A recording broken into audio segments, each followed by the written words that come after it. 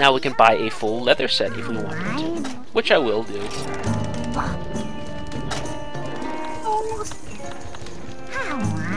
And we have 5 quests available to us. I'm just quickly showing them off.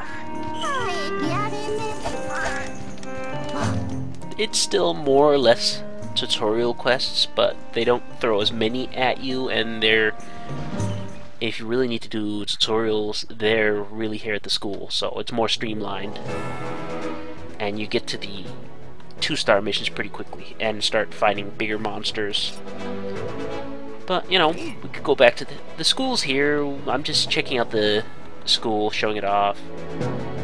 People have already seen it, but there's another thing I do want to show off. Solo training and group training, as you see right here. Solo training.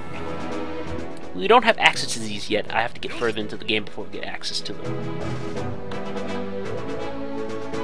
Alright, I suggest people just pause through these if they want to read them properly.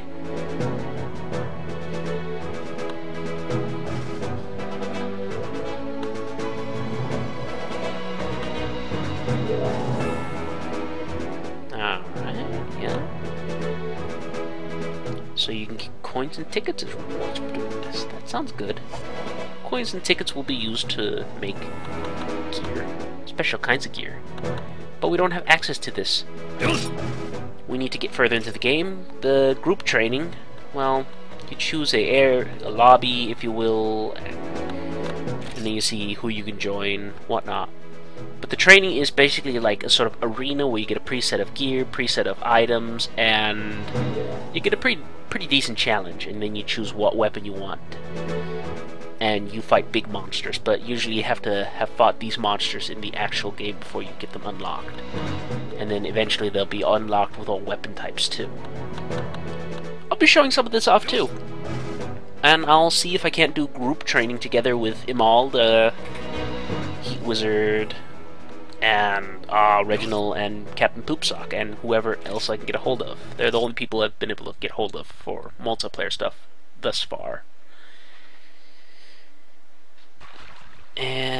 But let's go check out the rest. Let's check out the Gathering Hall, or the Guild Hall as it's commonly known as. We can sit down, have a drink, do all the idle animations, whatnot. But I believe I'll go through them once we're doing the multiplayer missions.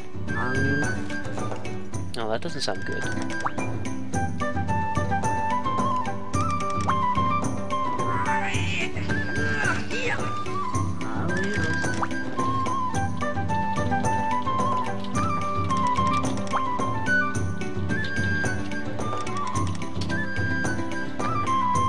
Okay. So he's pointing out who we should talk to. Let's go talk to Treshy. Or is it Threshy? Whoa. We'll talk to him.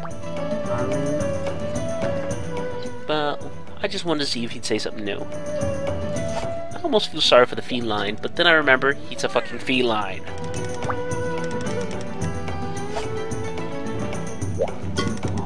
Ah, Treshy. Yep. The good old treasure hunting. Now, in Monster Hunter Freedom, I would not be doing any treasure hunting, but Freedom Unite, I will do some treasure hunting missions in various areas, showing off a little bit of treasure hunting, just how it goes. But I don't think I'll go into such huge, in-depth treasure hunting behind it. I'll be doing some of it just to show it off. But I don't think I'll like gather every single treasure in the entire game. I might do that, but most would probably be off screen. Oh well, we'll see. The main important thing will be in the multiplayer is actually, you know, killing big monsters, doing the training, or arenas if you want to call them that. And something special called events, which I will explain when we get to it. Also, I would also like to point out that this game does have like downloadable content, and some of it here is like you could, one of them is like you convert Treshy's treasure hunter points into farm points at the Pocket Farm, Poke Farm, I don't know how to pronounce that, and I'm scared of pronouncing it because it'll end up sounding like Pokemon. But I'm taking a little look at this, just, you know, giving people a general overview of it. And another one was that it gave me 3,000 free points, and a few extra graphical models to the pig, feline comrade costumes when you come down to it, or when we get to it, rather I should say. And again, there's a vendor here. The box I looked at, that was basically the same item box that's in my house, so that is, you know, godsend to have at the guild hall.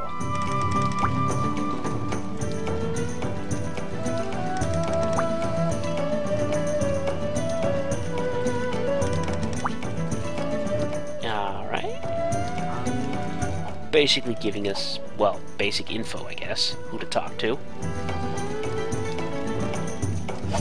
And again, if the recording picks up sounds of the dogs in the background, it hasn't done that yet, but I'd just like to apologize ahead of time.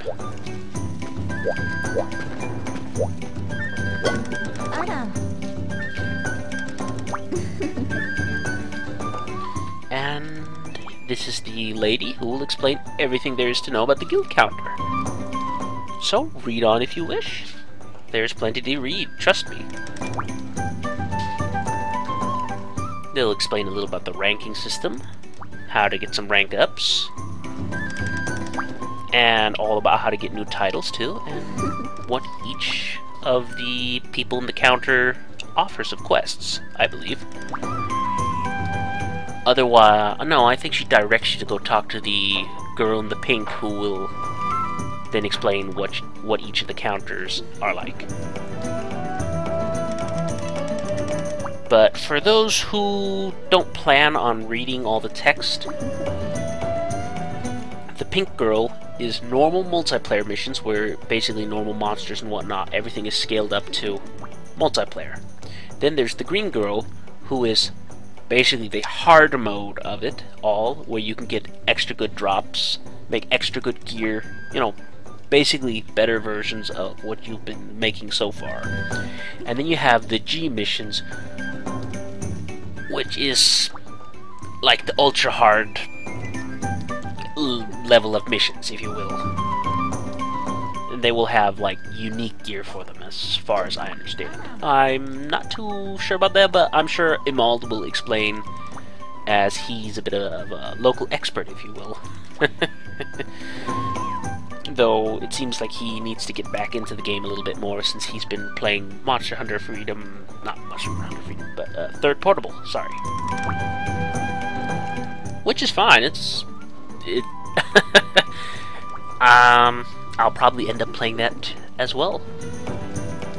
I just need to work out some things with my PSP, and once I get there to that point, well, I need to try first. Anyway, they explain a little here about the quest system. Not too interesting if people... Again, people can... I probably should have said this earlier, but people can skip the video if they so wish. It's just the exploration video. Some people might care to see about how the town looks, the different flavor text from the NPCs, the explanations, especially if they're new on the game.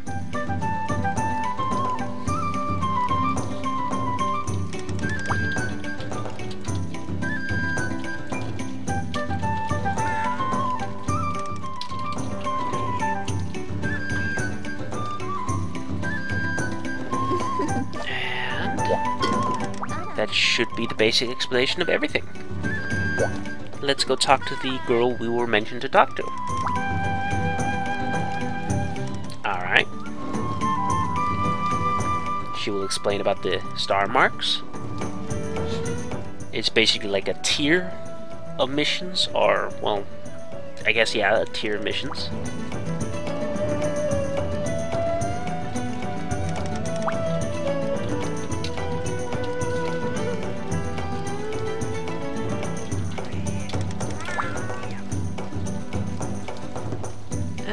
Yeah.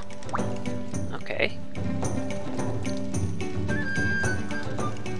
primarily for practice.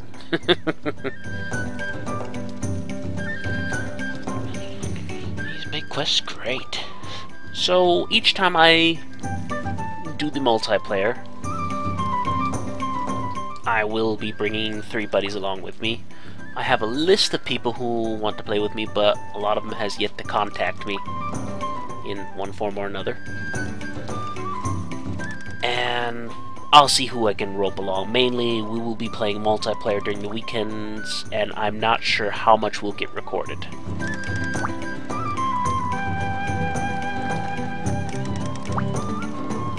And there's not really much to say. I mean, the NPCs explain this much better than I ever would. And yes, this, like I said, this time I would make voices. I'm sorry for the last town exploration video. Oh, I'll never do it again. Not even if people beg me to. And so this is what we could do. And there's something called event quests. This is like downloadable content that is out there. I've been looking at the missions, and there's some really good stuff out there. So we'll be doing some of those too.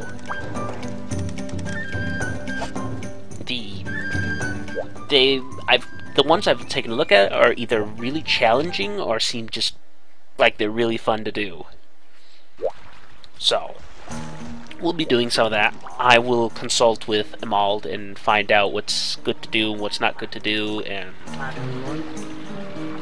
just, you know, generally what we should show off with that. I can't say I'm an expert with the online section. I mean, the offline stuff, I can just blitz through myself on a separate save file, or practice through. Either way, I can get to this pretty quickly. The only thing that would stop me is the grind. So the offline section, I can master pretty quickly. The online section, not so much, because I require people to play with. And and like I said, he's a scaredy cat, and he's afraid of hunters.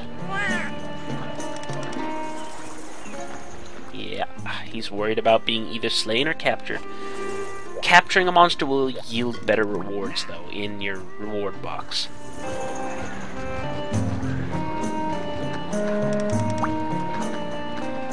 Though generally, I don't capture a monster unless there's a special drop on them that I can only get through a capture, or the mission requires it. I just generally like to kill them. It does take quite a few resources to capture a monster. And they're explaining a little bit about the Geodrome. Yeah, one attack that I didn't get shown off because it is really annoying to get frozen. It'll just look like you're in a gigantic ball of snow and you're wandering around, can't attack or do anything. It's pretty goofy looking. Eventually it'll happen to me and I'll show it off. But for now, let's just not try to get hit by the Geodrome's attack and and make it look a little bit more professional, I guess.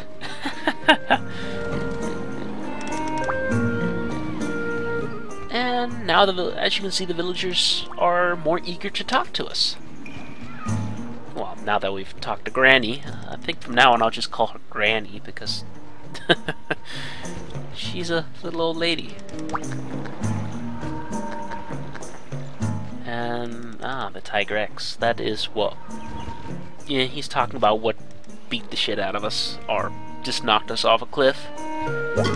In fact, in the tutorial, I believe we were on top of that cliff, and I showed off where we fell off.